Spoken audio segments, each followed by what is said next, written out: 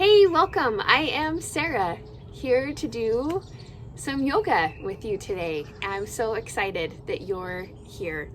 And where I'm at, it actually rained and cooled some temperatures off, and it's a beautiful morning. Hopefully the birds won't be too loud with the conversation. I actually intentionally don't use music in these recordings because it offers just space. And so sometimes that can feel like, there's no sounds, but maybe the birds in the background will offer something for you. But this practice is about bridging together two things I'm passionate about. One is the scriptures and the second is yoga. And specifically, we are focusing in the Book of Mormon, Alma chapters 13 through 16 with Come Follow Me. And if you're following along in that manual, it's the week of June 15th through the 21st. So in this purpose or in this practice, it's more about the principles and drawing some of those and bringing them into the practice today, which we'll go through some guided yoga. We'll step into some meditation and finish up with a mindful invitation. And feel free to take yourself into child's pose as I briefly just give some background to the intention of today's practice. In Alma chapter 13, the phrase enter into his rest is spoken or written 5 different times. And if we go to the topical guide with the word rest, it's also defined as comfort, peace, and quietness. Later in chapter 13, verses 20 and 29 beautifully portray kind of a becoming and directions that we can take or aspire towards Christ-like attributes. One of those attributes is meek or meekness. And I wanted to share a book that I also drew some insights from. It's called A Quiet Heart by Patricia Holland. It's one of my favorite books in learning meekness. It's an easy, simple read, but so much wisdom and depth in there to kind of walk with. She does a beautiful way of describing meekness beyond how we might culturally think of it, not necessarily just submissive or whatever it is that we might think of it culturally, but defines meekness as a quiet strength. And in today's practice, taking the messages of rest and comfort and peace, taking the message of meekness, and then also in chapter 15, taking the message of courage, specifically in verse 4. And I believe when we combine, like a little math problem, when we combine meekness plus courage, that equals walking with God. And so I offer to you to take that math formula of courage plus meekness and let that journey together not be one alone, but one where it's walking with God. So if you're not already there, join with me in child's pose. And maybe you're there and you're soaking it in, and maybe you're just stepping into it as I am. But an option that you can take with child's pose is in some lengthening. And we're letting that head rest, and then we're drawing or bending the elbows and taking the palms together to the back side of the neck. Lengthening through the spine. And just letting our hearts open and drop into that space where they're awakening themselves with this moment. Now, friends, close those eyes and come into the breath, inhaling and exhaling.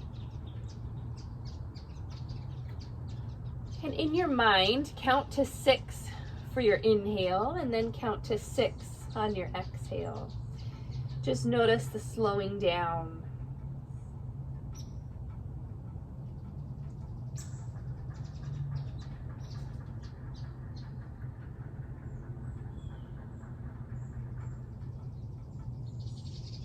come into that stillness and that inner space.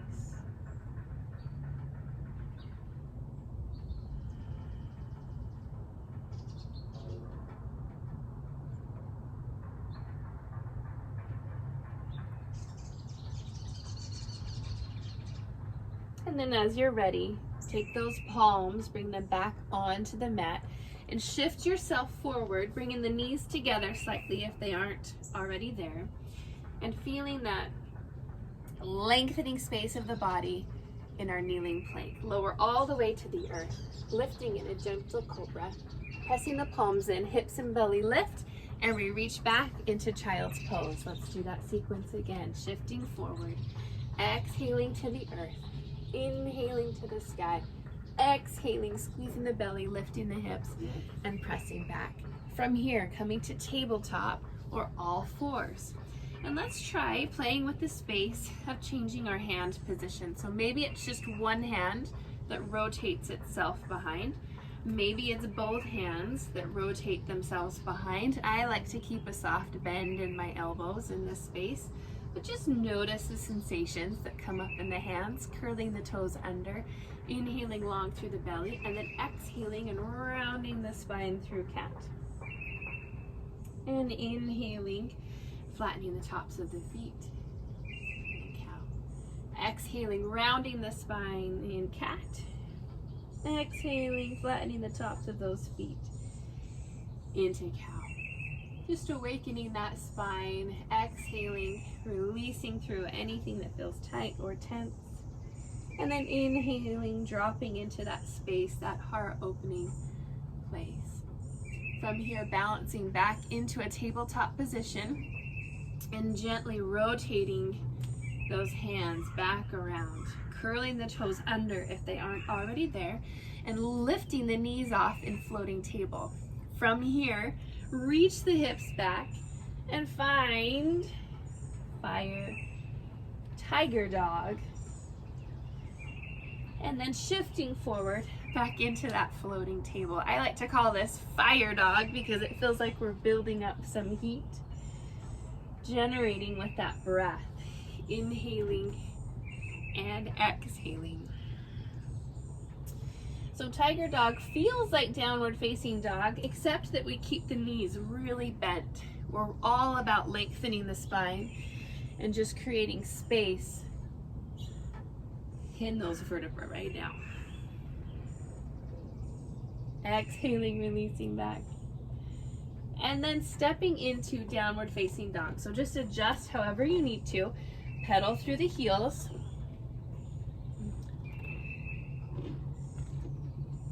Beautiful. Now, you can notice right now I've got my shoulders tucked pretty close to my ears. And what I want to do is create space in my body. So I'm allowing my shoulders to draw down and back. And that might mean that I need to bend my knees a little bit. Allowing my gaze to come with my ears between either side of my arm. And letting that gaze lengthen long through the spine. Beautiful. From here, I may extend those legs. I may keep them bent a little bit. It doesn't matter. As we step into yoga on the mat, there's a beautiful distinction of both stretching and strengthening. It's a yin to a yang. Lifting those heels and walking those feet forward. And just like that, in our intention and focus this week, we have that stretching sensation of courage, and we have that quiet, peaceful, strengthening sensation of meekness. So if we think about that stretch and strength, or that courage and meekness in our bodies and in our practice, exhale, forward fold, inhaling, half lift, exhale, step back. It's a beautiful place to walk with God. Exhale. Now we can lower down through those knees again, or maybe we work up on the toes, lowering no more than halfway, and then shifting into upward facing dog, lifting the hips, exhaling, and releasing back to downward facing dog.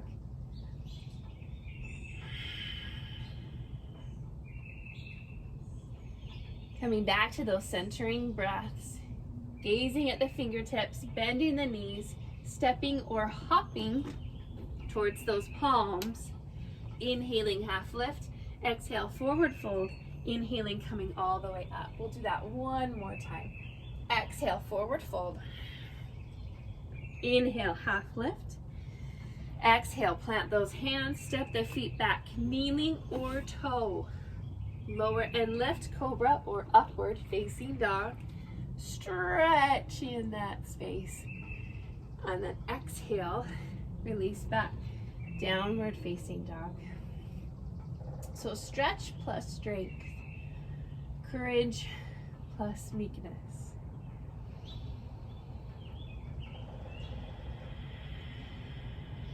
Feeling the balance, the need, the placement for both. In this space, lift both of those heels as high as the body will allow, and then let the right leg float off. And maybe it floats an inch or two. Maybe it floats a little bit higher in the sky. You're in the comfort of your own space and place. Just watch that you're not bonking into walls or lamps.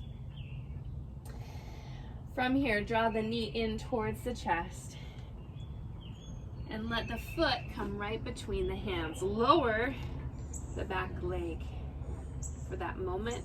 Bring the hands right on top of the right thigh. Beautiful place to stay right here. Lots of sensation happening in those hips. They're both stretching and strengthening simultaneously in this place. Deeper sensation, we can reach those fingertips upwards, leading with that heart towards the sky.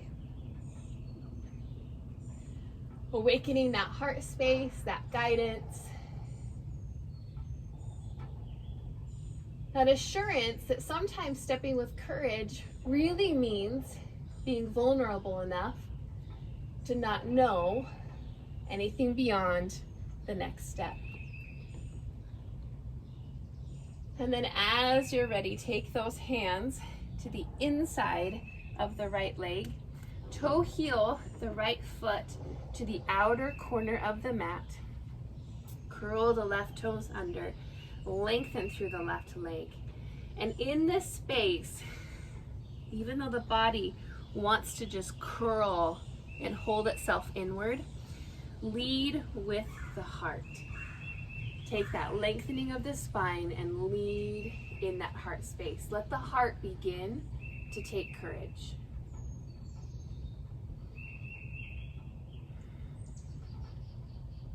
Let that trust step in with our body and our lengthening space. Be a mirror for the trust that we have in the Lord and His path, His deliverance beyond our own.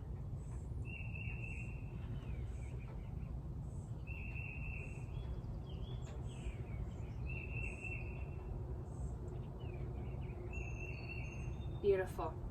Toe heel that leg back to center, directly underneath the body. And then power and strength bring us up to a standing lunge. We adjust, lower that back foot, and find warrior one. Working to square those hips, lengthen the back leg, front leg is bent. Now warrior one, we can take that traditional arm position that speaks for us, or even just keep those hands on the hips. But today I want to offer a little different expression. And that's where we align the arms with that back leg. So we're working along 45 degrees, bending into the front leg, and then letting ourselves again go upwards. We may choose to have our hands palm to palm touching. We may choose to interlace and pointer finger those fingertips.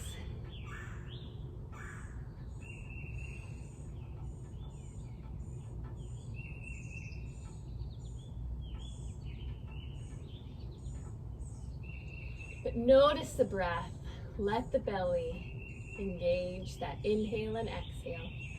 And then bring the gaze back to the horizon. Hands they're not already there, wrapping elbow to elbow behind us, and we're stretching, extending this front leg, coming to what I call a parallel pyramid. So more than reaching pyramid towards the earth, we're just guiding ourselves in a direction of becoming parallel to the earth.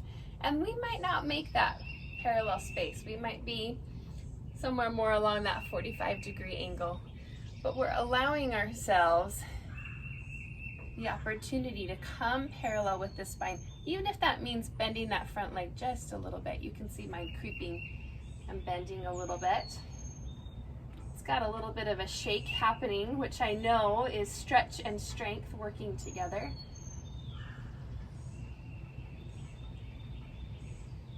And if I were to emulate courage and meekness, there probably would be a bit of shaking as I lead with that heart. Softly bending the front leg, arms reach, pinwheel, and open through warrior two, and then continue into reverse warrior, extending and grounding.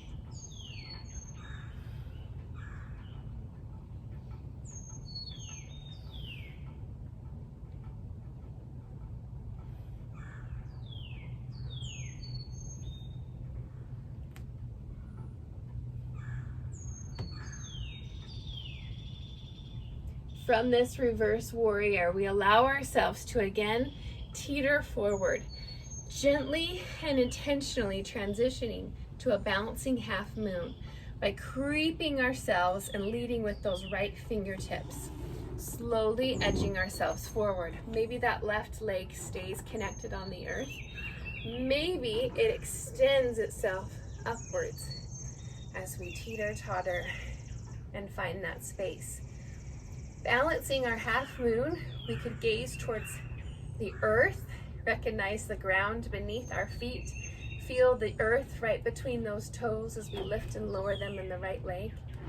We could take the gaze along the horizon and notice, just as the horizon offers us the space for the sun both to rise and set each day, the horizon offers us the space to both rise and set newness and wholeness each and every day.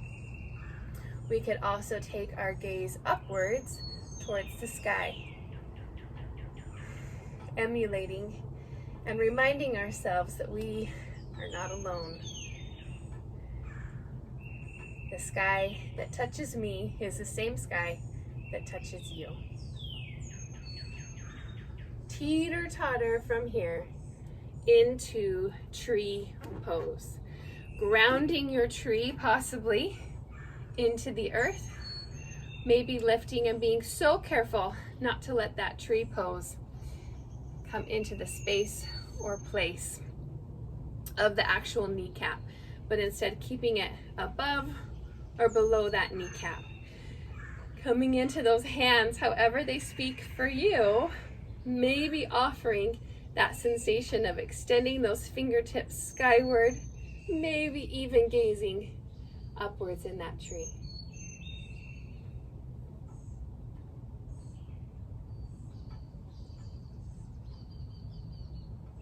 And then as you're ready, releasing out, stepping side facing on that mat. We've got those feet angled out along the diagonal, and we bend the knees into goddess pose. Maybe even feeling that sun pose with those arms extending upwards. This is a beautiful place to stay for the next few moments. I'll be talking through a few layers of progression, but take whatever speaks to your heart, your body, and your mind today. Maybe that's staying right here in goddess. Maybe you'll come with me into Malasana. And Malasana, we have those feet about shoulder distance apart, again, angled out along the diagonal, and we're drawing the tailbone or letting that tailbone sink down towards the earth. And again, as much as the body wants to round and close off, we take this opportunity to instead lead with the heart, lengthening through the spine. And those outer edges of our arms, kind of the tricep area, just help support the knees to avoid them from rolling forward. We're firm and steady on those feet, and those arms help us remember and feel that placement. And Malasana is a beautiful place to stay, even just rocking from side to side and really sinking into those hips, feeling that stretch and that strength happen in this space. Another offering is to come from Malasana into Crow, which could feel, as we step into arm balancing, it could feel a bit courageous, right? There's some vulnerability and falling and things that come with it. But we're placing those hands maybe slightly in front of us. For me, that takes them onto this nice damp wood or wet wood. And from here, we take that Malasana pose and actually just shift ourselves with the heels coming off of the earth. The secret to Crow is having the heels as high as we can get them before we try any balancing. If my heels are low, you can see that my knees just try to force and work against my elbows. But if my heels are high, it automatically brings my knees to the back side of the arms. Wide palms, lifting the hips. Crow is a shift or a trusting of moving ourselves forward. It's not an up and down space, but it's allowing ourselves to come forward. And maybe we feel this balance and we find it, and we count to 10. Maybe you pause and count a little more.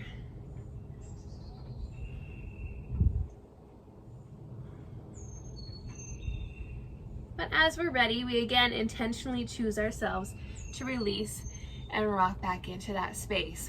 Walking hand over hand to the tops of your mat, reaching back into child's pose. And maybe finding that gathering space of drawing those palms together towards the back of the neck. Resting the elbows and just noticing, is the spine round? Can we create additional length in the body?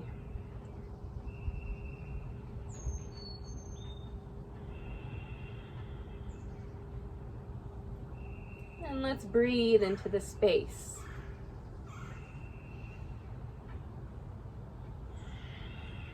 Let's give ourselves permission to let that heart align with the mind align with the heart.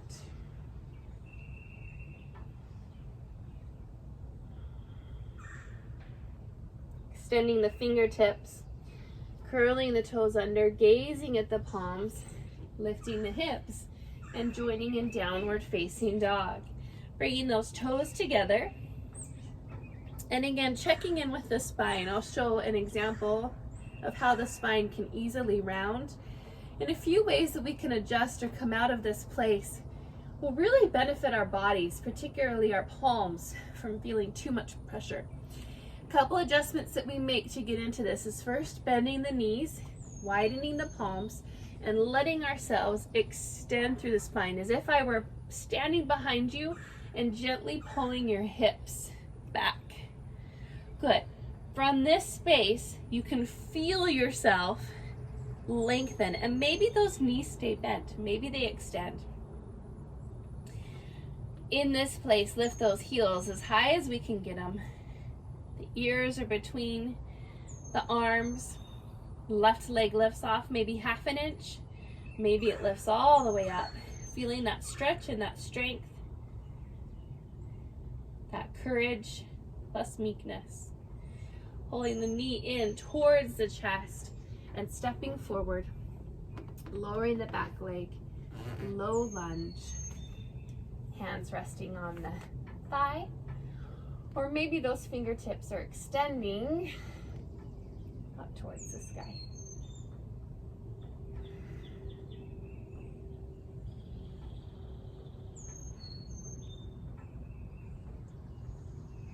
All right, friends, take those hands to the inside of the left leg. The left foot walks itself to the outer edge of the mat. And then again, we'll notice that the body wants to curl and round. We refrain from that comfort and we instead allow the vulnerability by extending the toes of the right leg and then leading with that heart, lengthening in that space. Knowing that we have right here, right now.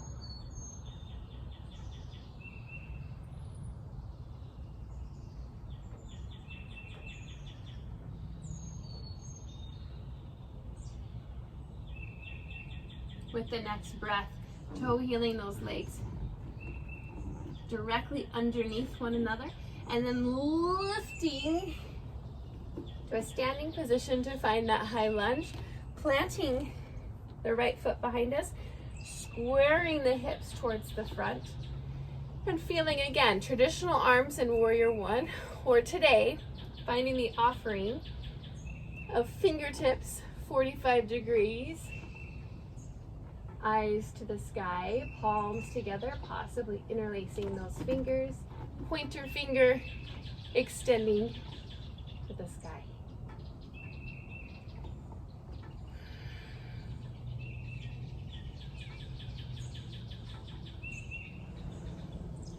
Creating space in our minds and our hearts for our breath and for stillness. Bending at the elbows and wrapping them behind the back. Maybe drawing the foot in ever so slightly, extending the left leg, leading with the heart to that parallel pyramid position. Parallel could be a couple of inches. It could be a deeper sensation, noticing that there's a little play in that front leg. It might bend a little, it might stay straight. I'm already noticing one side of my body a little tighter than the other today, and that's just fine.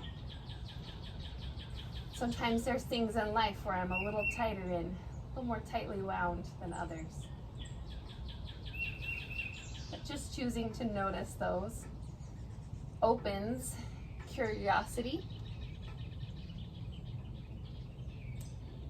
It's nothing to create judgments or criticisms or comparisons of. We can let all of that go.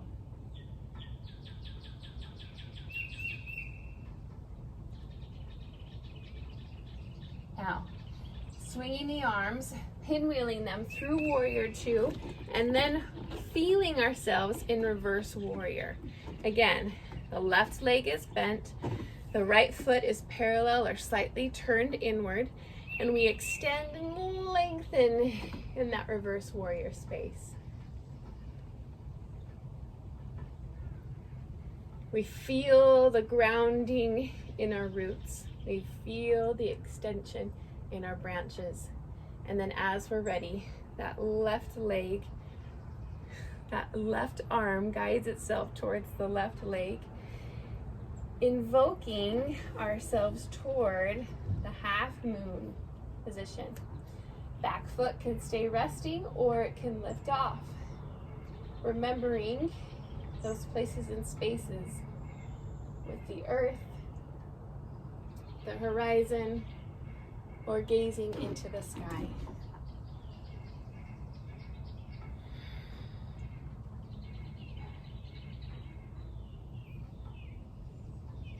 The same earth that touches me touches you. The same horizon that I see rise and fall with the sun is the same sun that you see. And the same sky that touches me is a sky that touches you. As much as things try to bring us into differences, we transfer into tree. There are so many similarities that God has designed for us to feel and embrace.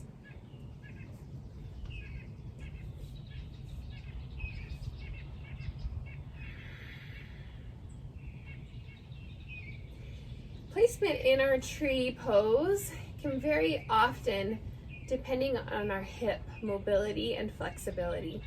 So although you're seeing my foot connected well above my knee, that's in a place where my hip mobility has grown and worked towards.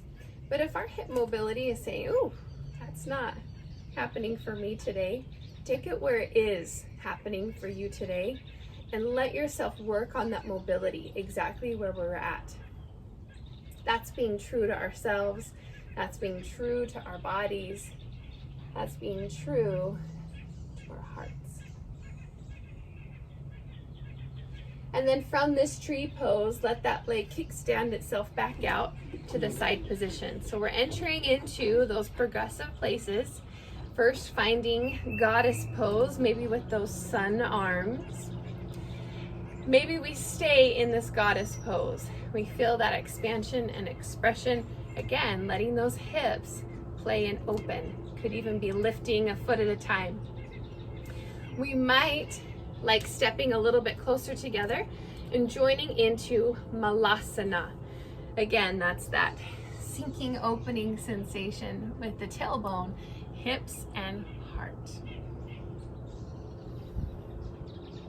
And then maybe malasana is where we stay, or we come and bring ourselves into crow, shifting those palms towards the earth, nice wide fingertips, shoulder distance apart. And again, notice if I have my feet flat, those knees are so low and it's so hard to work with. I actually draw my feet a little bit closer together, lift the heels as high as I can, and then shift and bring the body forward. Again, finding that balance. Maybe it's the count of 1 and we rock back down.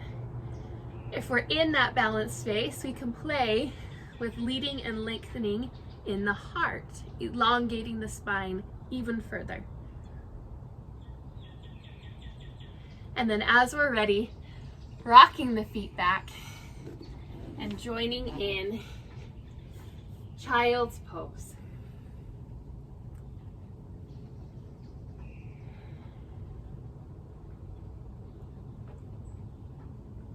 Those hands, maybe they're coming behind again. And as you're holding and feeling that lengthening space of the body, let child's place feel like a moment of coming home. And really coming home, home in a place and space within us. A place of ministering, a place of strengthening, a place of stillness, a place where we're letting go of the clutter and the noise and the distractions. And as if we're looking in that mirror of the divine. As if we're looking in that mirror of our true loving nature within us. Allow that child's pose to feel like coming home.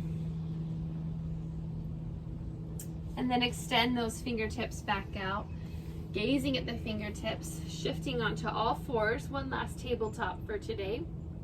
And then lifting those hips and shifting into eventually getting our backs on the mat. So with bent knees or straight legs, you decide what speaks to you. Work your way down onto the mat. Bring those heels close to either side, or the back side or the bum, and then place the hands into the earth. Notice the back. It might have some curvature to it, but we're going to tuck that tailbone and allow that to stay pressed into the earth. And from here, lift those hips and find bridge.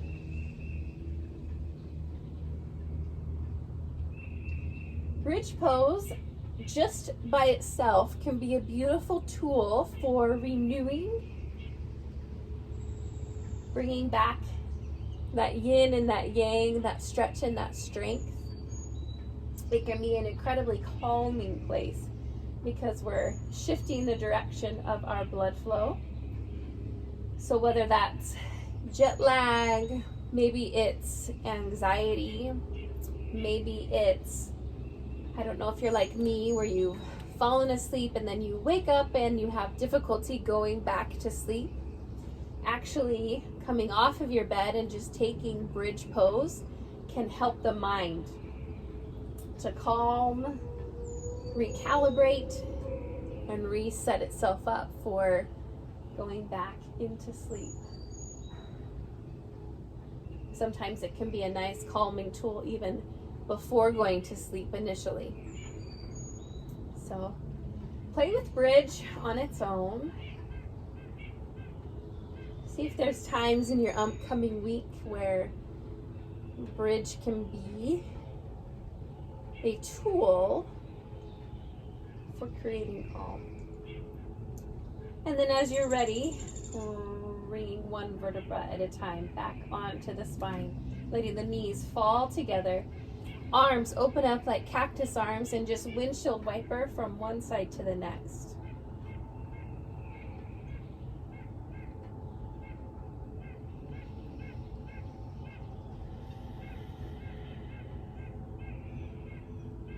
Pulling the knees in towards the chest, and then allowing the legs to extend long. We're entering into our final Shavasana, or relaxation of the practice today.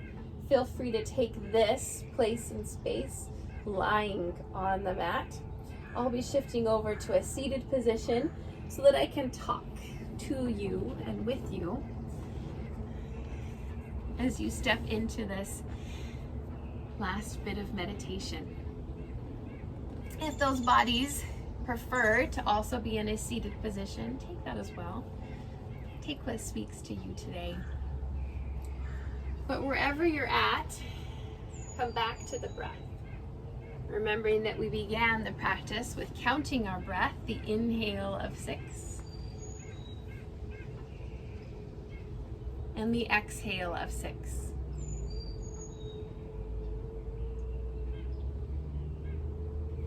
Come into that circular pattern, inhaling for 6 and exhaling for 6.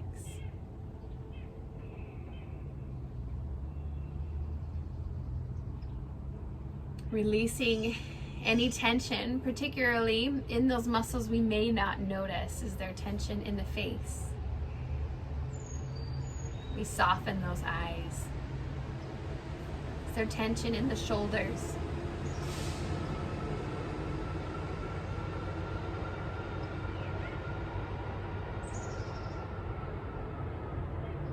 Is there tension in the hips or the back that could be released?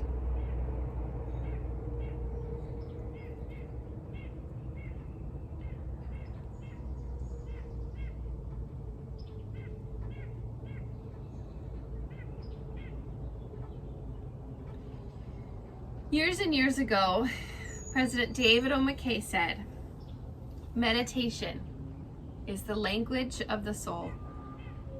It is defined as a form of private devotion or spiritual exercise, consisting in deep, continued reflection on some religious theme. Entering into his rest, also meaning comfort, peace, quietness.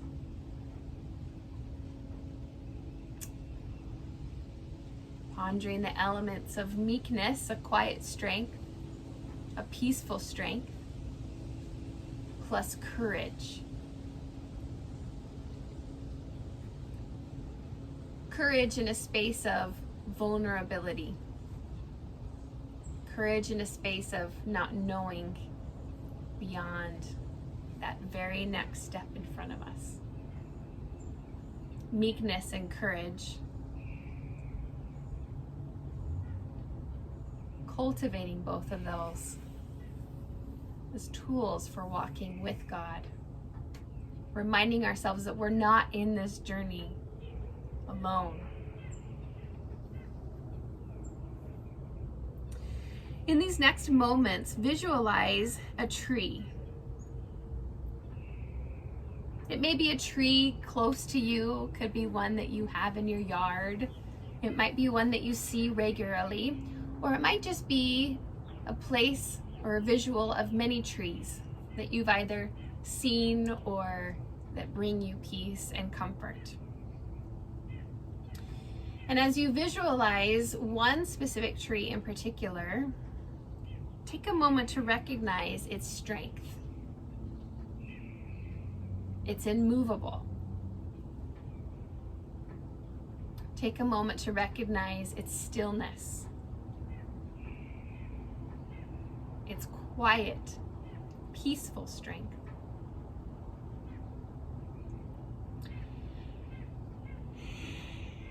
And while you can't see it happening right before your eyes right now, notice that the space and place that this tree currently takes up has required many acts of small courage, time and time again.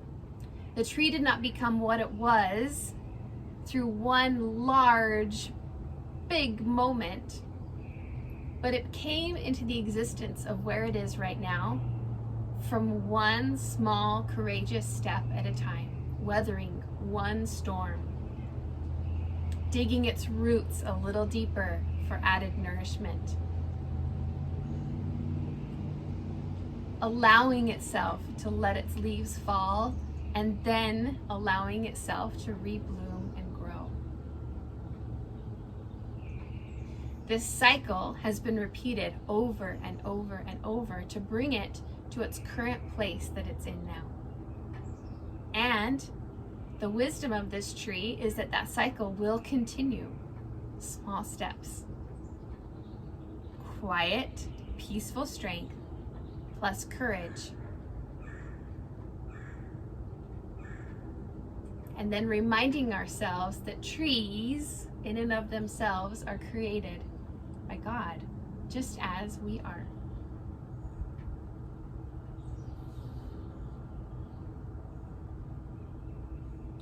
So in these moments, let your heart have courage. Let it begin to take courage. Maybe that's courage to listen.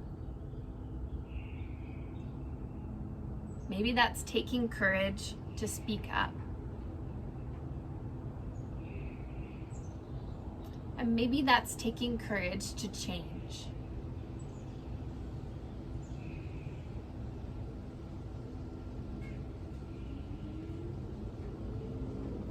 As you draw yourself inward to your present reality, what way can you mirror this tree? What is a small step of courage that will offer you the best growth? What does that look like to you? In what ways do the phrases courage to listen, courage to speak up, and courage to change connect with you?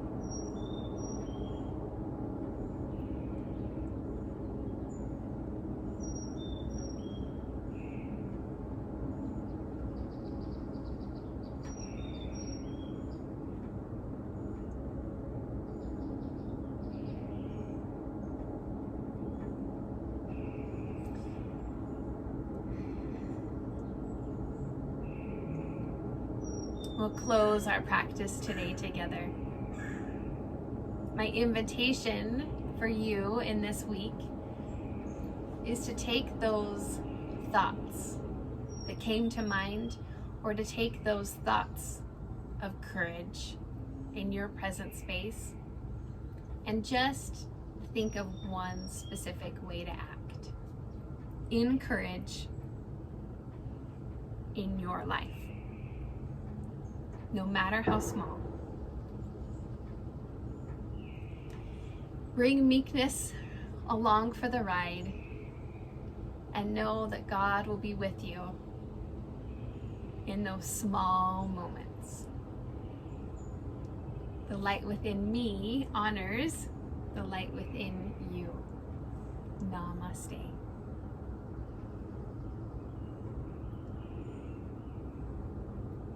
Thank you so much for sharing and creating time in your life to spend a little bit with me. Light love, courage, and strength I send to you.